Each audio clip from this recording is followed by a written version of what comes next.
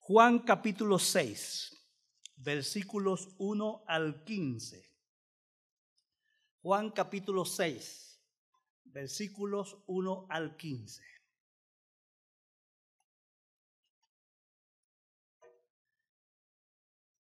Si no tiene la versión, ahí está en la pantalla, ¿no? Puede leer ahí perfectamente. Ponga atención. Palabra de Dios. Dice así: después Jesús cruzó al otro lado del mar de Galilea, conocido también como el mar de Tiberias. Una gran multitud siempre lo seguía a todas partes porque veía las señales milagrosas que hacía cuando sanaba a los enfermos. Entonces subió a una colina y se sentó allí rodeado de sus discípulos. Ya era casi el tiempo de la celebración de la Pascua judía. Enseguida Jesús vio que una gran multitud venía a su encuentro. Dirigiéndose a Felipe le preguntó: ¿dónde podemos comprar pan para alimentar a toda esta gente? Lo estaba poniendo a prueba porque Jesús ya sabía lo que iba a hacer. Felipe contestó: aunque trabajáramos meses enteros, no tendríamos el dinero suficiente para alimentar a toda esta gente.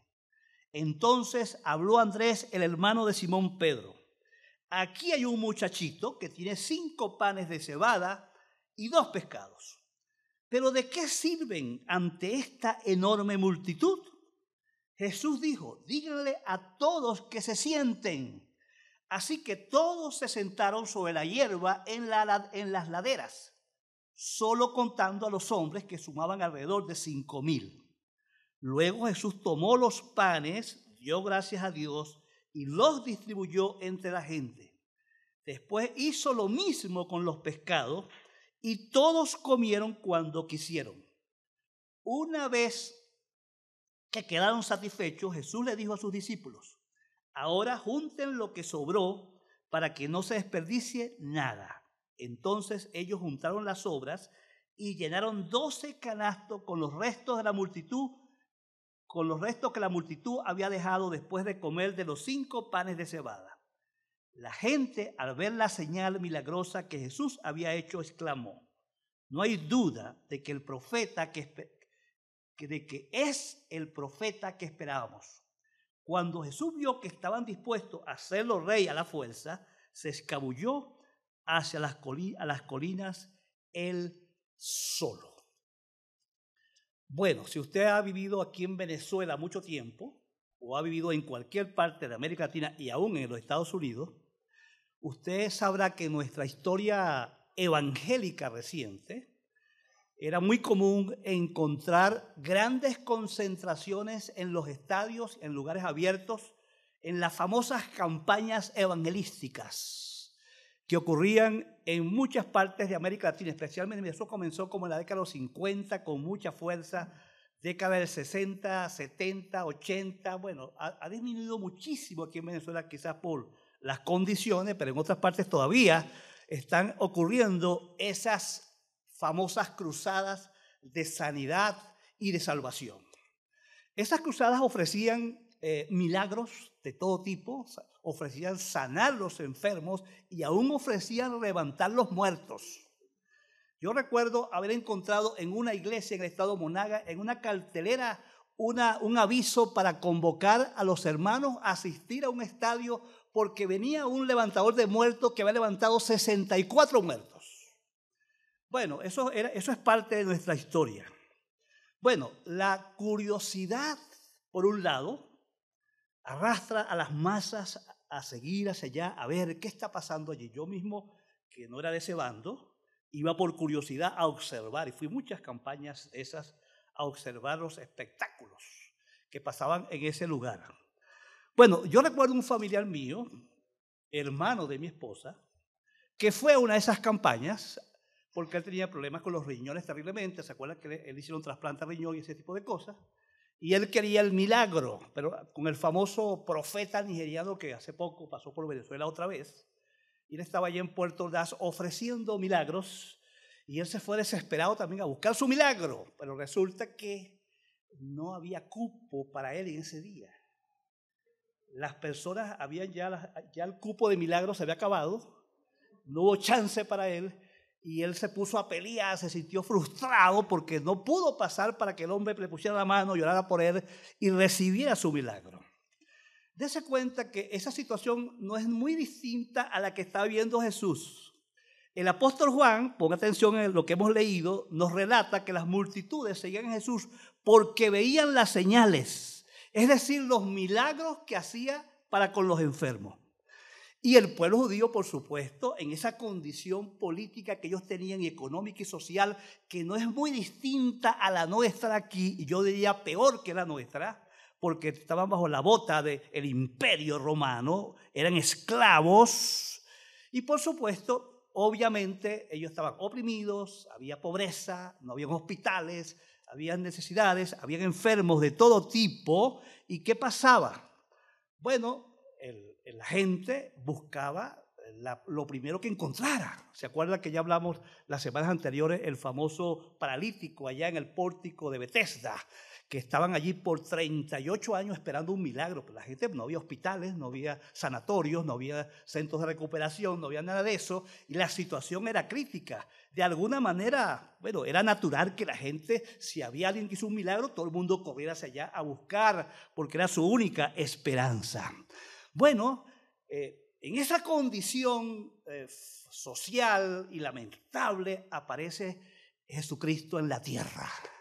Se inaugura el reino de Dios.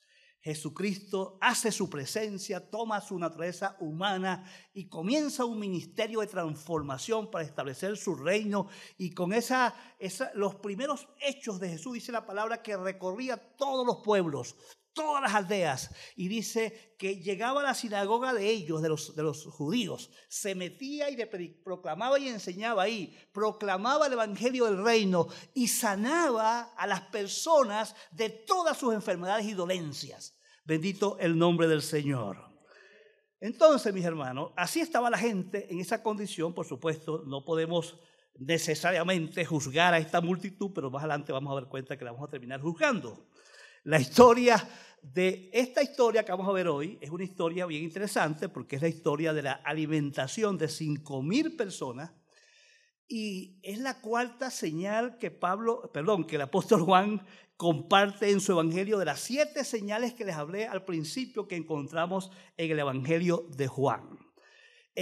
Recuerden que las señales, cuando la Biblia habla de una señal, oiga bien, especialmente Juan menciona repetidamente que la gente vio la señal y que Jesús mostró una señal y va diciendo constantemente esto. Entienda, recuerde lo que ya hemos dicho, una señal es un acto divino hecho por Dios, es un milagro que tiene el propósito de dirigir a las personas a que crean en Jesús. Amén.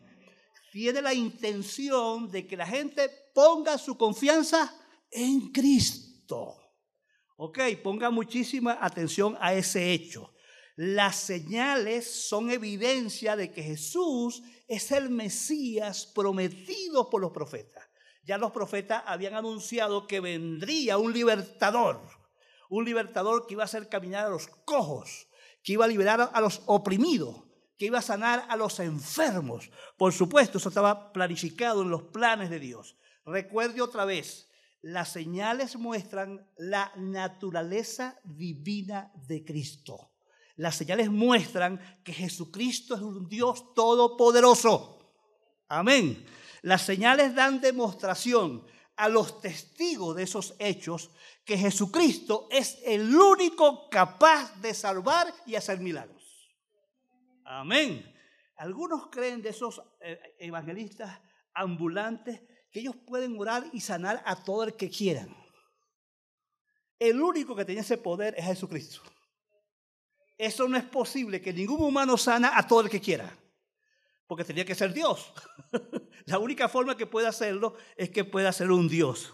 Y dése cuenta que el propósito de Dios, las señales se hacían siempre en presencia de sus discípulos y en presencia de ¿qué? De la multitud, de los judíos, de aquellos que no creían, porque el propósito siempre era, ¿cuál era? Que la gente confiara que Jesucristo es Dios y es el único Salvador del mundo. En esta experiencia de la alimentación de los 5,000, vamos a aprender que la divinidad de Cristo es Dios. Cristo es el único que tiene el poder para hacer milagros físicos y espirituales a todo el que cree en Él. Ponga atención que puse esa última parte. A todo el que cree en Él.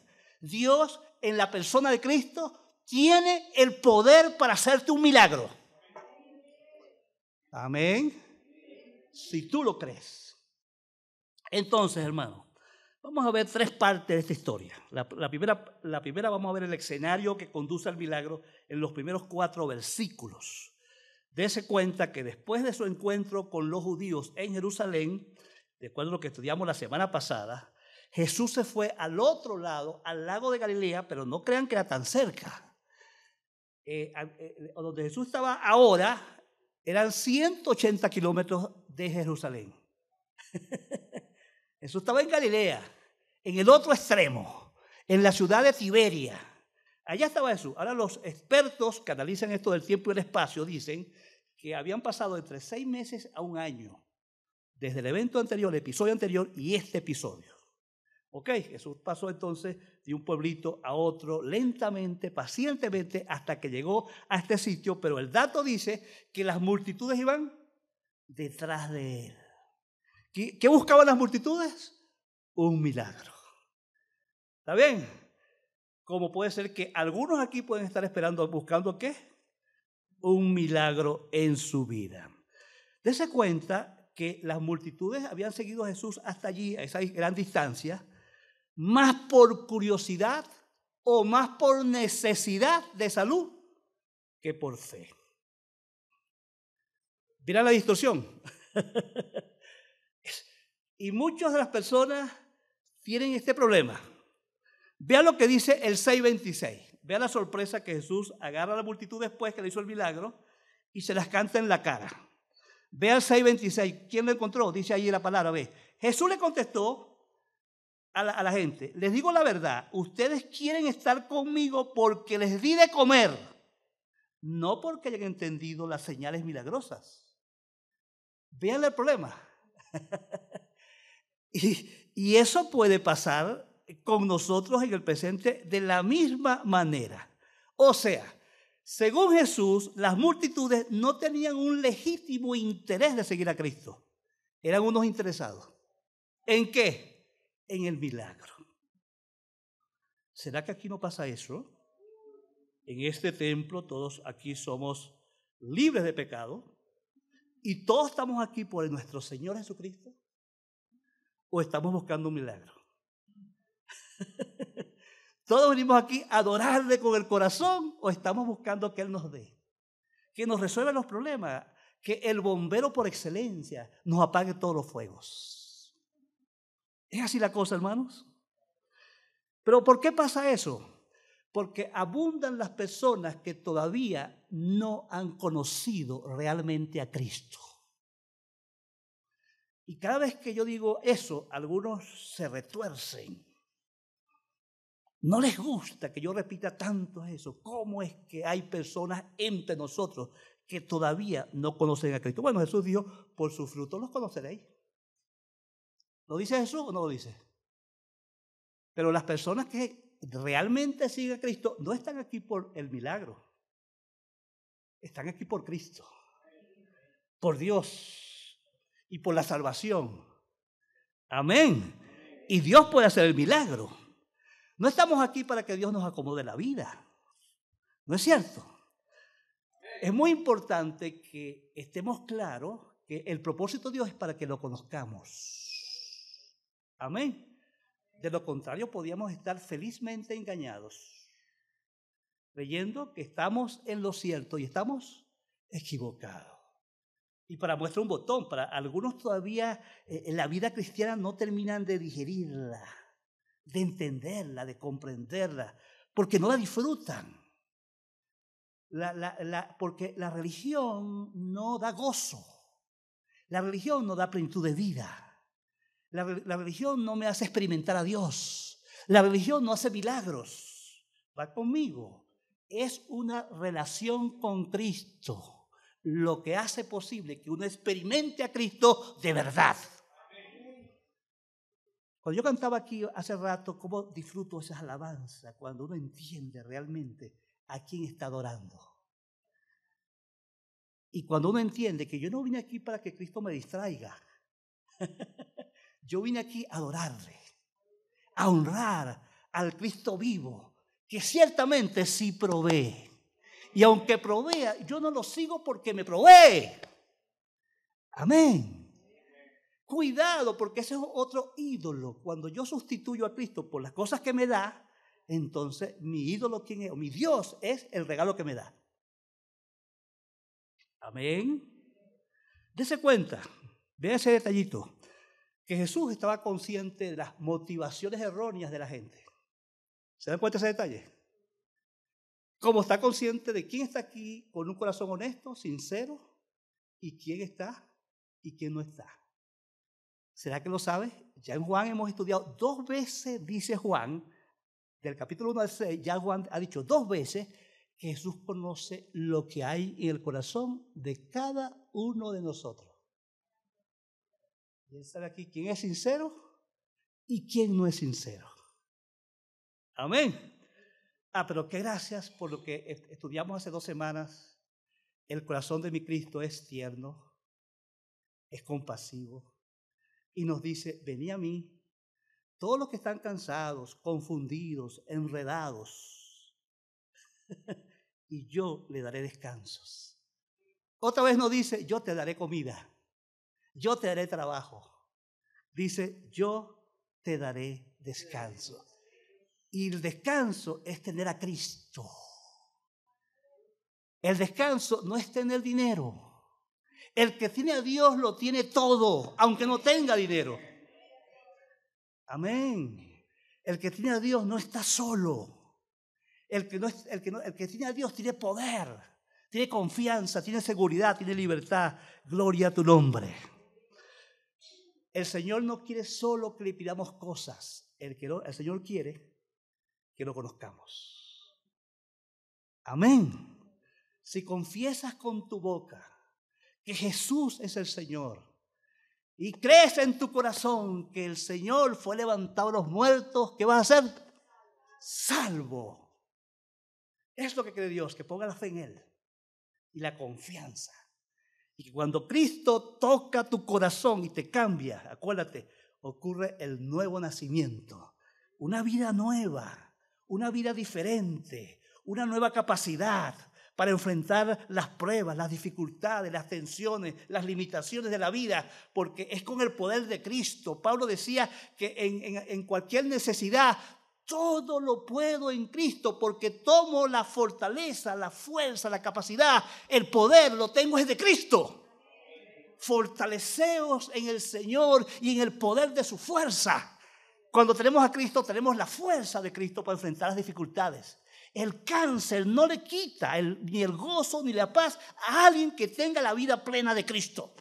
La falta de trabajo tampoco le quita la paz al que de verdad tiene a Cristo. Para que usted lo sepa. Pero muchas veces hemos vivido una fantasía, una religión, una cosa que no sabemos qué es. Pero vemos cómo sigue la historia en la segunda parte, versículos 5 al 8. Vamos a ver la tarea formativa de Jesús. Jesús mira a la multitud que se acerca. ¿Cuántos creen que se acercaban? Unas 20,000 personas. Recuerden que en esa cultura se contaban no solamente los hombres.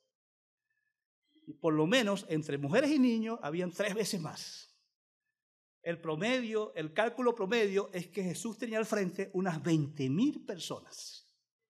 Ok, vea lo que Jesús comienza a hacer con sus discípulos, porque Jesús, a pesar que vino con un proyecto supremo de ir a la cruz y de que en ese proceso iba a hacer señales para alcanzar a la gente para que creyeran en Él, Él tenía otro propósito secundario que era el discipulado de sus de los discípulos a los que Él escogió para que lo siguieran. Y no perdía de vista ninguna oportunidad. Recuerden que las señales estaban diseñadas para que los vieran sus discípulos en primer lugar y después las multitudes. Las señales tenían ese propósito pedagógico. El Cristo nuestro siempre está enseñando. Y Él sabía lo que iba a hacer y Él le pregunta a Felipe, ¿dónde podemos comprar panes para que estos coman? Recuerdo una pregunta parecida cuando Moisés, allá en el desierto, cuando iban saliendo de allá de Egipto, y el pueblo empezó a protestar y empezaron a murmurar. Y Moisés le pregunta a Dios, ¿de dónde voy a sacar tanta carne para esta gente? ¿Recuerdan esa parte de la historia? Ahí en el libro de Números. Y no era que Jesús no estaba consciente de lo que había que hacer, sino que tenía un plan formativo con sus discípulos. Ese método perseguía mostrar a sus discípulos su autoridad y poder. Dos de sus discípulos entonces reaccionan mostrando sus limitaciones. Ven al primer discípulo. ¿Cómo se llama el primer discípulo? Se llama Felipe. Los discípulos se muestran limitados, con poca fe y con poco conocimiento de Dios. Mira los detalles. Felipe el sacacuentas. ¿Cómo hay a mi alrededor gente así? Hermano, hay que hacer tal cosa y primero saca la cuenta. Ve lo que hace Felipe, vea. ¿Qué hizo Felipe? Ve lo que dijo. Cuando dijo, hacen falta 200 denarios, significa, hacen falta 200 días de trabajo. Eso significa 6 meses y medio trabajando para darle alimentación a esas 20,000 personas. Mira la actitud del sacacuenta, que en nuestro entorno hay muchos, bueno, no me comete con los contadores. Aquí hay, ¿cuántos contadores aquí? 1 y 2. Pero hay muchos contadores en la iglesia de Cristo, ¿verdad? Que les encanta sacar cuentas. Y nunca se puede. ¿Cierto? Nunca se puede, porque al sacar las cuentas, no hay. Mira, el segundo individuo aquí, el segundo discípulo es Andrés. ¿Cuál es Andrés? El que siempre mira sus limitaciones, el que mira siempre su cartera, así como la mía, ¿ves? Aquí tengo un billete, pero eso no es mío. No tengo nada, ¿ves? Eso es para que me den, oye. No tengo nada, pero el Andrés es el tipo de esa persona, ¿no? Él siempre ve lo que tiene, ¿verdad? Y cuando vemos lo que tenemos, ¿qué tenemos normalmente? Nada, somos unos patas en el suelo. Unos arrastrados, unos pobres. Ese es Andrés. Él siempre ve su pobreza. Él siempre ve su cartera. Y él siempre está así, pues, derrotado, fracasado, pobre y miserable. ¿No es así? Y aquí no hay ninguno así, ¿verdad? Ni sacacuentas, ni como Andrés, ni como Felipe. Ninguno somos así. Y Andrés dice al final, ¿y para qué? Cuando dice, por aquí un chamito que tiene 5 pancitos de cebada y 2 pescaditos. Y el Andrés ve lo poquito y aún así, él no tiene nada, pero aquel tiene algo y aún así él dice, ¿y para qué sirve eso? ¿Hay así gente en la iglesia? ¡Ay, no hay! No hay nadie aquí. Mira, esa es la mayor evidencia de personas que no han aprendido a confiar en Dios. Es el comportamiento típico de las personas que no confían en el Dios que tenemos, en el Cristo que sí hace milagros, en el Cristo que multiplica lo poco. Multiplica lo poco. Hermano, muchos aquí son testigos de haber comido siempre, aunque fuera poquito, pero no faltó la comida, como la viuda con el aceite y la harina. Dios nos ha multiplicado. Hemos visto los milagros del Señor y aún así no creemos. Porque Dios en su gracia, a pesar de nuestra necedad, torpeza, incredulidad, inseguridad, aún así nos muestra su gracia. ¿No es cierto, hermanos? ¿No es verdad que nuestro Dios es bueno? Hermano, yo creo que debemos dejar de ser este tipo de discípulos que siempre miramos las limitaciones. Siempre miro el país donde vivo, la calle donde estoy, el carro que tengo, ¿cierto? Yo le dije a mi esposa, quiero salir de este carro estos días. Me voy a lanzar por un farallón. Se acabe ese bicho viejo. ¿Entiendes? Y uno mira las circunstancias y aún así viendo muchos milagros, nos olvidamos de todas las veces que Dios ha sido fiel. Amén. Muchas veces nos olvidamos de la fidelidad de Dios y que desde yo tengo 65 años, hermano, ¿cuántos milagros Dios nos ha hecho en nuestra historia? Aún cuando tú no eras de Cristo, Dios hizo milagros por ti. Porque ya tú estabas escogido, ya estabas apartado para Dios. Y Dios, así como tenía una escuela, una pedagogía divina con Felipe y con sus discípulos, tenía una escuela con nosotros y nos estaba mostrando sus señales y sus milagros de que Él existe, que está vivo. Amén. Bendito el nombre del Señor. No olvidemos un personaje aquí que casi nadie nombra. El muchachito del pescado. ¿Qué les parece? Un personaje anónimo. Como hay en el pueblo de Dios muchos anónimos que son muy generosos, que comparten lo que tienen y nadie sabe. ¿No es cierto? Pero aquí estaba este jovencito. Él pone lo que tenía. ¿Cierto? Seguro que dijo, mira, aquí está esto. Apareció ahí, mira, ve, aquí está. Tengo 2 pescados y 5 pancitos. Lo puedo compartir. ¿Qué ejemplo tan hermoso? Este chamo nos da una lección de entrega, de sensibilidad, de generosidad, de solidaridad con lo poco que tiene. Amén. Con lo poco que tiene. Hermano, lo poco que tenemos en las manos de Cristo siempre se puede convertir en mucho. Amén. A veces tenemos $1 y tenemos miedo de darlo porque, bueno, me da pena hacer poquito, eso es nada. ¿Es que acaso el Señor no puede multiplicar eso? Cada vez que yo recuerdo a la viudita que entregó las 5 blanquitas, ¿no dijo el Señor que ella dio más que los millonarios? ¿Lo dio el Señor, sí o no? ¿Por qué dio más que los millonarios? Porque lo que vale no es la cantidad. De la cantidad se ocupa Dios. Y la puede multiplicar.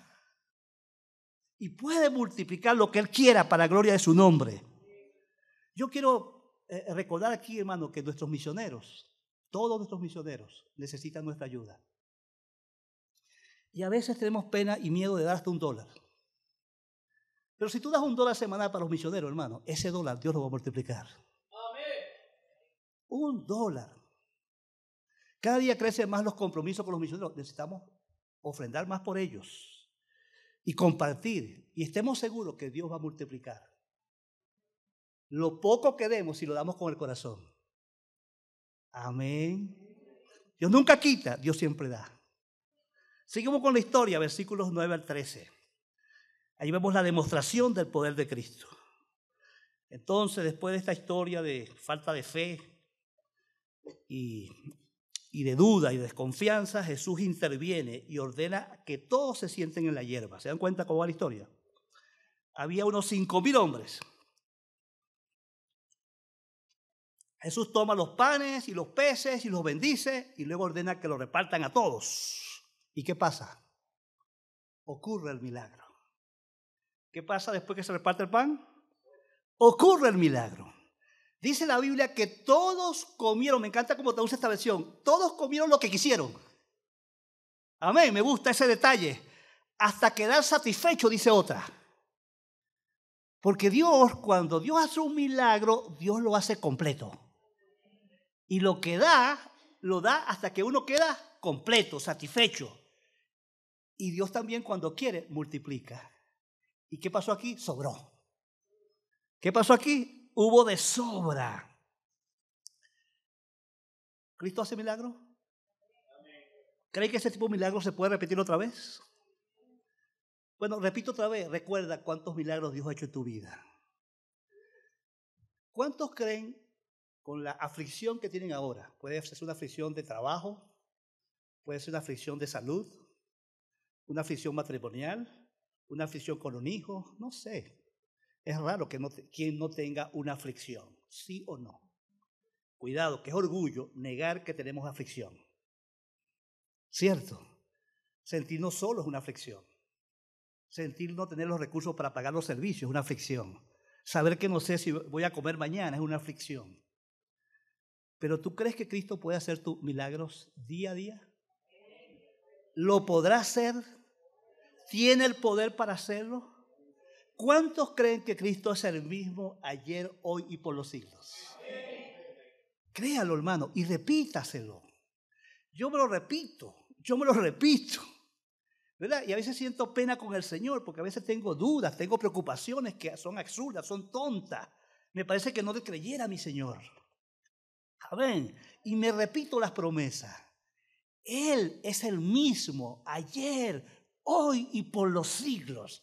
Él sí puede hacer milagros en tu vida si tú le crees. Amén.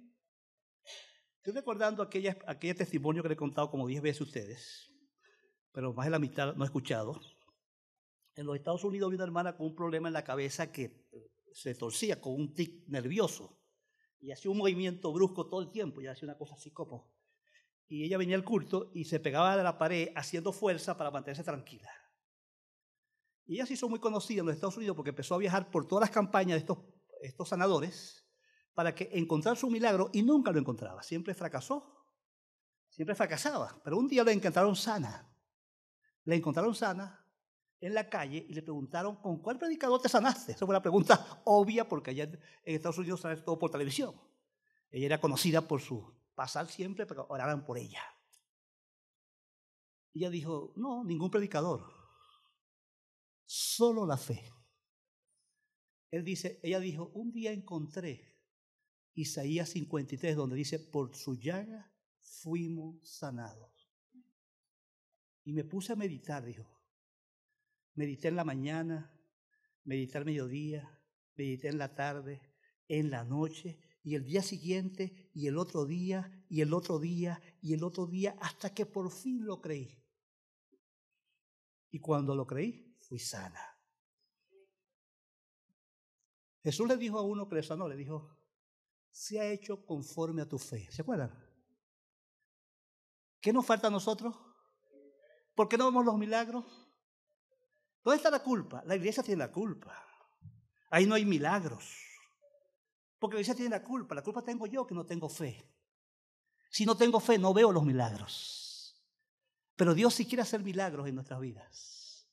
Para eso nos salvó, para hacer grandes cosas en nosotros. Y cuando la Biblia dice que nosotros somos llamados a ser testigos, oiga bien, ¿usted sabe qué es un testigo? Una persona que tuvo la experiencia de primera mano. Amén.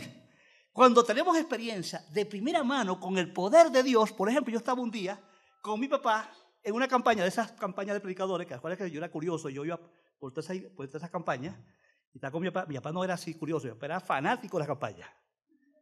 Y mi papá estaba siendo retirado de la empresa ferrominera Orinoco, en aquel tiempo Iron Mine Company. Lo iban a votar, lo iban a discapacitar. Tenía la columna como una S porque levantaba mucho peso en su trabajo. Y estaba listo y faltaba un solo examen para que le hicieran el informe y quedara fuera por discapacidad. Pero él fue el domingo en la noche a la campaña y yo estaba al lado de él. Cuando el predicador dijo, me acuerdo perfectamente su nombre, Domingo Guilarte, un dominicano. Él dijo, los enfermos pongan sus manos donde tienen su problema de salud. Y mi papá puso sus manos así, yo estaba al lado de él. Cuando él puso sus manos así.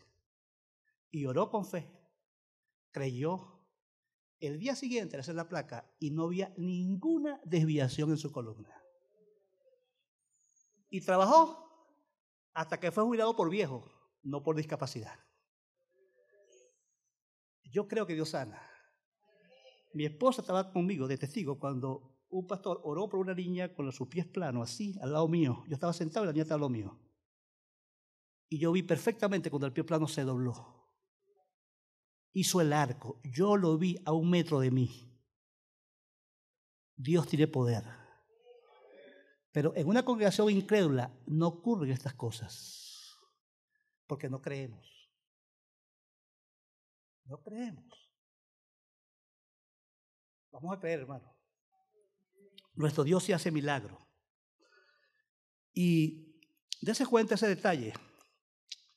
Siempre nuestro Señor quiere hacer lo mejor para nosotros. No todo el mundo va a ser sano de su enfermedad. Dios en su sabiduría tiene propósitos. ¿Recuerdan el apóstol Pablo? Que el apóstol Pablo tenía una enfermedad en los ojos, ¿verdad? Que creemos porque tenemos un solo dato en la Biblia cuando él dice a los hermanos de Galacia que querían sacarse los ojos para dárselos. Creemos, o los teólogos creen que tenía una gran catarata. Que Pablo dice que él tenía una aflicción en su carne, un mensajero de Satanás que lo bofeteaba, un aguijón en la carne, decía Pablo. Pero el apóstol Pablo, un hombre ungido por el Señor, que fue al tercer cielo y dio un paseo, ¿ok? El que no ha leído la historia todavía, lea 2 Corintios 12, empápase esa historia ahí. Fue para el cielo y vino. Le pidió al Señor, el apóstol Pablo, 3 veces que lo sanara y Dios dijo, nanay, nanay, bástate mi gracia. ¿Recuerdan? No te voy a sanar. Al apóstol Pablo. ¿Cuántas veces han escuchado que después de Cristo el hombre más grande que pisó la tierra fue el apóstol Pablo? Sin embargo, Dios no lo quiso sanar. Y cuando Pablo empieza su historia contando que él fue para el tercer cielo y bajó y podía llenarse la boca contando eso, dijo, Dios me prohibió que no dijera, no puedo decir nada de lo que vi. Y cuando Pablo, el Señor le niega la sanidad, él responde, ahora entiendo que cuando paso por tribulaciones, enfermedades, persecuciones, maltratos, hambre, él nombra 5 cosas. Es cuando realmente soy fuerte. Y después dice, cuando soy débil, es cuando realmente soy fuerte para hacer la voluntad de Dios. Dios cuando quiere, no va a sanar a algunos de nosotros. Y nos va a usar enfermos para su gloria. Para cumplir otra vez, siempre Dios hace las cosas perfectas porque Él es perfectamente sabio. Además es bueno. Y lo que permite, aun sea la enfermedad, es para nuestro mayor bien y para su mayor gloria. Así que aprendemos a aceptar el sí cuando nos sana, el todavía no cuando nos deja un rato porque a lo mejor lo usa como disciplina y cuando Él dice no, te llevo, hasta que te lleves vas a estar enfermo. Bueno, amén, gloria a Dios, estoy listo para los 3, para el que venga. Amén. Gloria a Dios porque soy sano. Y yo digo, no, pero no gritemos mucho porque en cualquier momento revienta una cosa. En este mundo es difícil. Todo depende de lo que Dios decida. En su amor y en su gracia. Porque Dios nos ama. Dese cuenta aquí, hermano, un detallito aquí en este milagro que no quiero pasar por alto. Es que Jesús ordena recoger lo que sobró. Y que no se pierda. ¿Qué le parece ese dato? Recogieron 12 cestos de lo que sobró, dice el hermano, para que no se bote la comida. Vea, yo estoy convencido que a Cristo le importa cómo administramos nuestro milagro. Yo escuché la historia de un joven que Dios le hizo un milagro, lo sacó de un terrible accidente de un hospital y con la misma se apartó del Señor. Si Dios te sana, es para que lleves una vida para su gloria. Si Dios hace un milagro, es para que tú des testimonio del poder de Dios. Si Dios hace algo grande en tu vida, es para que tú prediques a Cristo, para que dediques tu vida y todo lo que tienes al servicio del Señor. Dios desea que administremos lo que nos da. ¿Cuántos creen que tener vida es un tremendo regalo para servir al Señor? Sí o no, pero algunos no merecen un milagro. Porque aún estando en un milagro, no lo administran para la gloria del Señor. Su vida es mediocre, su vida es triste, se quejan, murmuran, todo está malo, todo echa a perder, en vez de estar enfocados en el propósito de Dios. Dios nos trata a cada uno de manera personal, individual, sí o no. Nos está tratando a cada uno y desea que uno responda de manera personal al propósito de Dios en la vida de todos nosotros. La manera como utilizamos la bendición de Dios muestra la gratitud que tengamos en nuestro corazón por lo que Dios hace en nosotros. Amén. Bendito el nombre del Señor. Terminando la cuarta parte de la historia, encontramos ahí la reacción de la gente, los versículos 14 y 15. Vea que la reacción de esta gente cuando ve el milagro, ¿ves? Y comen bastante y se sacian, es que ellos identifican a Jesús con el profeta que estaban esperando. Mira, eso era natural en los judíos. Recuerden que cuando llegó Juan el Bautista, lo primero que le preguntaron, ¿tú eres el profeta? Y él dijo, no, yo no soy el profeta, yo soy una voz que clama en el desierto. Vine a preparar el camino del Señor. Porque los judíos tenían una fuerte creencia, como dijo Moisés allá en Deuteronomio 18:15, que Dios le dijo a Moisés que levantaría un profeta como él en el futuro y que el pueblo iba a escuchar. Amén. El pueblo había sido enseñado siempre y cuando ven el milagro reaccionan, este es el profeta. Pero tenían un conocimiento como siempre los judíos lo han tenido, un conocimiento distorsionado. Amén. Como dice Pablo en Romanos capítulo 10, específicamente, tienen conocimiento, pero no es un conocimiento conforme a la verdad.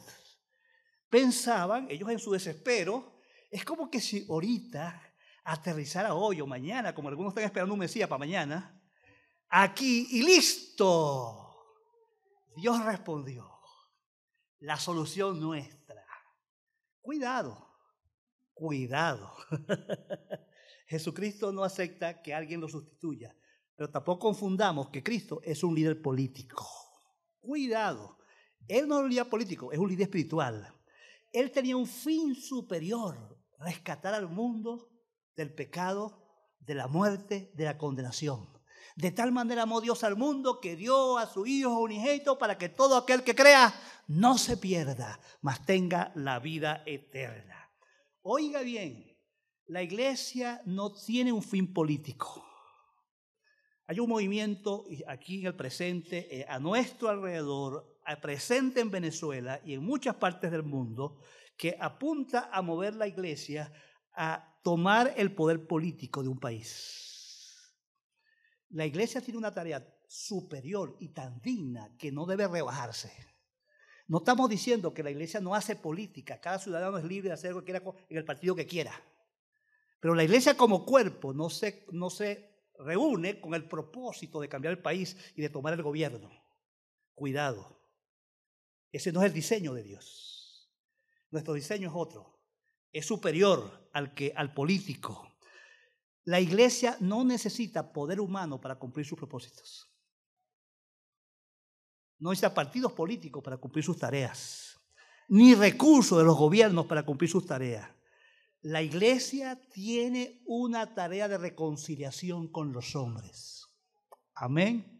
Vaya conmigo a 2 de Corintios 5, 17 al 20. Voy a comentar algo, estaba preparando una predicación para una conferencia que voy a dar en Maracaibo. Y Dios me estaba hablando mucho con esto y por eso lo voy a compartir ahora. 2 de Corintios 5, 17 al 20. Vea lo que dice la palabra. Esto significa que todo el que pertenece a Cristo, ¿están oyendo? ¿Me están oyendo? ¿Que sí? Todo el que pertenece, ¿quiénes son? Levante la mano. Todo el que pertenece a Cristo se ha convertido en una persona nueva. Amén. Seguimos. La vida antigua ha pasado, una nueva vida ha comenzado.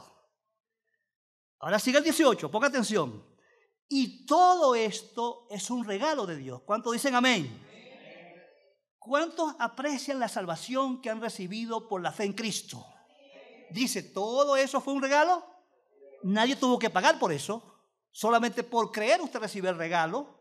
Quien nos trajo de vuelta a sí mismo por medio de Cristo. Y Dios nos ha dado la tarea de reconciliar a la gente con Él. Ahí no dice, Dios nos ha dado la tarea política, no dice ahí, ¿verdad? Dice ahí, Dios nos ha dado la tarea de ¿qué? reconciliar la gente con Él. Pues Dios estaba en Cristo reconciliando al mundo consigo mismo, no tomando más en cuenta el pecado de la gente. Y nos dio, oiga bien, repita conmigo, y nos dio a nosotros este maravilloso mensaje de reconciliación. Así que, ¿qué? Somos embajadores de Cristo. Dios hace su llamado por medio de nosotros.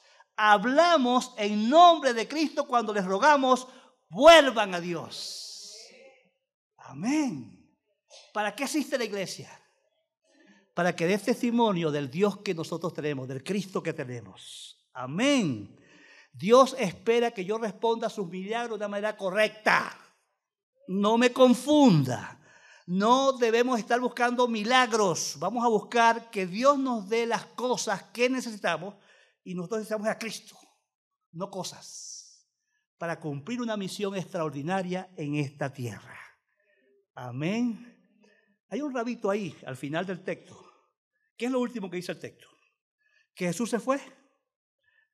¿Que Jesús se fue huyendo? No, Él se fue por un monte. ¿Verdad? Un detallito que no podemos pasar por alto en el texto. Se retiró al monte solo. Y Mateo dice específicamente que se retiró a orar, a estar con Dios. Amén. Vea, y si usted ve otras partes como Marcos 1:35 y otras veces, hay 7, 8, 10, 15 veces, va a encontrar que se repite que Jesús con frecuencia se apartaba a estar a solas con el Padre. Amén. Hermano, si te falta la fe para creer en este Cristo que hace milagros, necesitamos como Cristo buscar el rostro de Dios a diario. Tener un tiempo personal, en privado, íntimo, tranquilo, para de una vez por todas aprender a amar a Cristo. Amarlo con el corazón. Amarlo hasta que el punto que lo pongamos en el primer lugar de nuestra vida. Hasta el punto que empecemos a respirar como Cristo, a hablar como Cristo, a sentir como Cristo, a hablar como Cristo, a conducirnos como Cristo, a reproducir el carácter de Cristo. Y para eso necesitamos tiempo íntimo con Dios. La amistad más importante es la amistad con Cristo. El que desarrolla esa amistad con ese amigo crece en su confianza, crece en su fe y le cree. Y puede llegar a decir como Pablo, ya no vivo yo, mas vive Cristo en mí. En mí aquí está Cristo. Y lo que vivo en este cuerpo, lo vivo en la fe del Hijo de Dios, el cual me amó y dio su vida por mí. Dios desea que Cristo comience a crecer en ti al tal punto que creas como Él. Que tenga la confianza plena en el Padre por el nivel de intimidad que tienes con Él. Me encanta la oración, siempre la repito, porque la repito en mis oraciones a diario. La que dice Pablo allí en Efesios 3 del 14 al 21, donde él dice que el Padre de todas las familias de la tierra, por medio de su Espíritu, haga que habite Cristo por la fe en nuestros corazones, para que arraigados y cimentados en el amor de Cristo comprendan la anchura, la profundidad, la altura del amor de Cristo y puedan experimentar toda la plenitud del amor de Cristo. Si Cristo crece y yo experimento en mí que mi Cristo realmente sí me ama, que su amor es real y que no importa la circunstancia que yo viva, Cristo es real. Cristo se siente, Cristo obra, no estáis solos. Si tengo miedo, estoy lejos de Cristo. ¿O no es cierto? Hermano, no olvides, Cristo tiene poder para hacer milagros en todo aquel que crea en Él. Y Dios quiere hacer un milagro para ti. ¿Lo creen? Padre, yo te pido por esta iglesia. Yo sé que nuestra debilidad, nuestra fragilidad es muy grande. Tu palabra dice, sin fe es imposible agradar a Dios. Porque el que se acerca a Dios debe creer que Él existe, que Él hay, que Él es real y que Él es capaz de hacer lo que promete. Bendito sea tu nombre, Dios. Perdona, Padre, nuestra incredulidad. Ayúdanos a creerte. y a vivir con las convicciones y las actuaciones que muestren que te creemos. Padre, bendice a aquellos que hoy han avanzado en su fe. Hazle un milagro para que vean que tú eres real. Que el Cristo nuestro sí nos escucha, sí nos ama y sí nos hace milagros. Te lo pido, Padre, en el nombre de Jesús, que te acuerdes de los que están aquí enfermos y que actúes conforme a su fe. Tú eres soberano. Tú sabes lo que cada uno necesita y en el momento perfecto que lo necesita. Pero, Señor, que vean tu gloria. Aún no viendo el milagro, pueden ver y puedan entender que cuando tú detienes tu acción sobre alguien, es porque hay un propósito que quieres cumplir. Que vean tus propósitos para gloria de tu nombre. En el nombre de Jesús. Amén. Dios le bendiga. Denle un aplauso al Señor.